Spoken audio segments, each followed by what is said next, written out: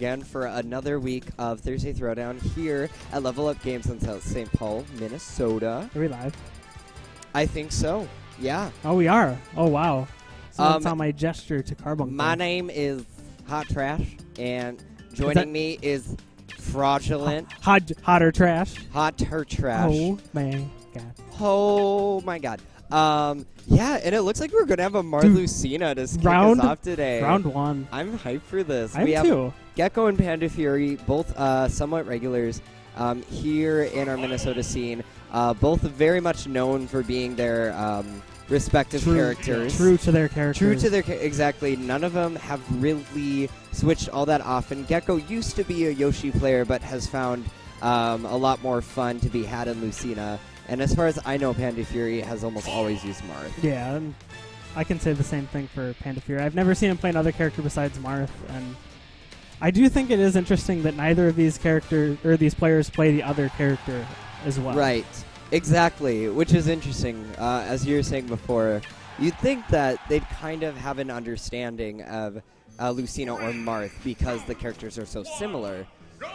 And that they might use them in certain matchups, and just that kind of applies to Marth and Lucina players in general. I think so. But I think that also speaks on the fact that these two have very distinctive play styles. You know, GECKO is a very aggressive, very get-in-your-face, string-oriented type of player, which is going to favor Lucina, while PandaFury is much more patient. He's much more punish-heavy, which is going to favor Marth. And you've kind of seen that from PandaFury already. He's not making a lot of movements or throwing out any moves. He's just trying to wait for something to react to. Right. And if he's not reacting to something immediately, he's throwing out something that comes out quick and has, low cooldown. Right, and it's going to be a matter of finding a way around GECKO's really crisp movement and really fast aerial options. The short hop game is strong. But that was a very good shield breaker to get GECKO off the stage. Oh, wow, that was such a good trade for GECKO to take, too, because you have to be so careful around the ledge when you're playing against Lucina, because that F smash can kill you. And that's so early. And that's an advantage Lucina will have, is she can throw out her smash attacks a bit more freely than Marth can. She gets more reward out of it, but a beautiful tipper fair by PandaFury is going to take the stock, and we have a really even game for round one here. Yeah, and that was all because GECKO wasn't facing the ledge, so she didn't sweet spot right away. Right. She might have upbeat a little high, too. And that's something both these players, I'm sure, are familiar with. Beautiful weight. I like the read on that. Yeah, beautiful read on the spot dodge. Punishes with a crisp up smash.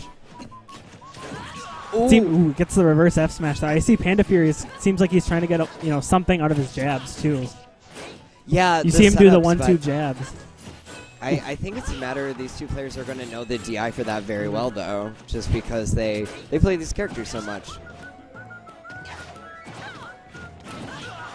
I'm surprised we're not seeing a more calculated game from PandaFury trying to keep GECKO at tipper distance. Ooh, another amazing F smash for GECKO, and this raw aggression at the edge is really working for her.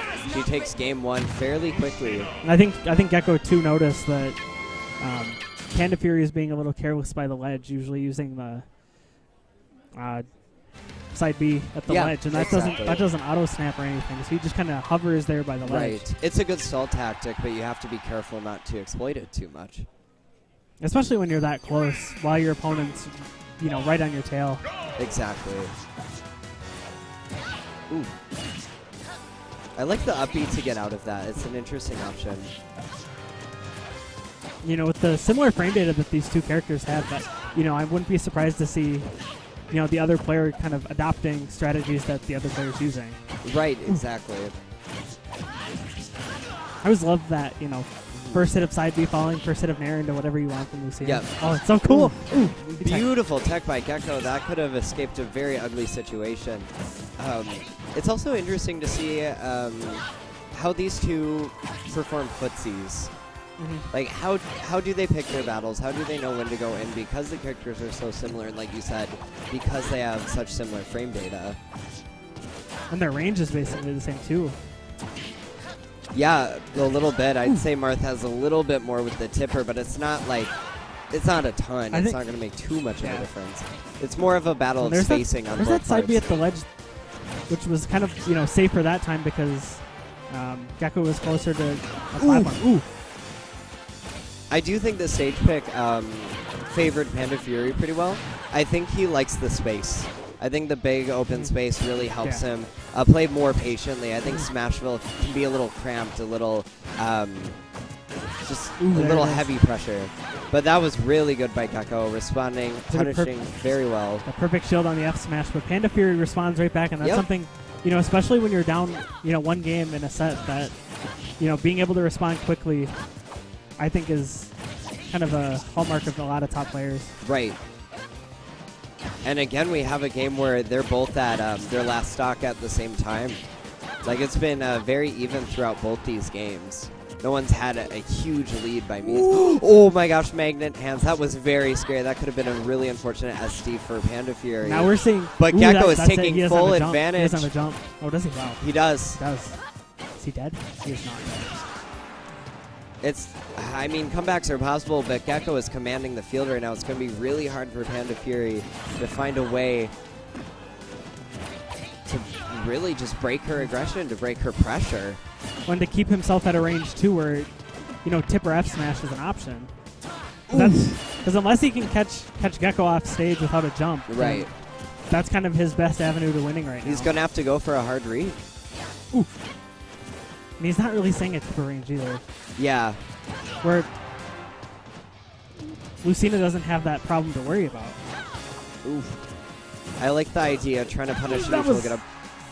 I'm not sure about that down smash. Yeah, down smash is not the best option for Marth, one of his more punishable ones. No, that doesn't have a lot of reward. Oh! Wow, that was such a nicely timed get up, too. Yeah, that was kind of a good bait, but the up B! Wow, that's going to kill a very good response out of that nair. Father, I won. And that's so hard for Marth, too, because, like, Dolphin Slash comes out so quickly, and he doesn't... You know, PandaFury was kind of in a no-win situation there, because if he doesn't do anything, then you know, Lucina can do basically whatever she wants. Yeah, or punish a different way, exactly. Well played by GECKO. I think the aggressive playstyle really favored her. She basically neutralized any attempt for Marth to space properly, other than a few occasions. Yeah, and I think that inability to kind of space properly is what kind of did PandaFury in. Yeah.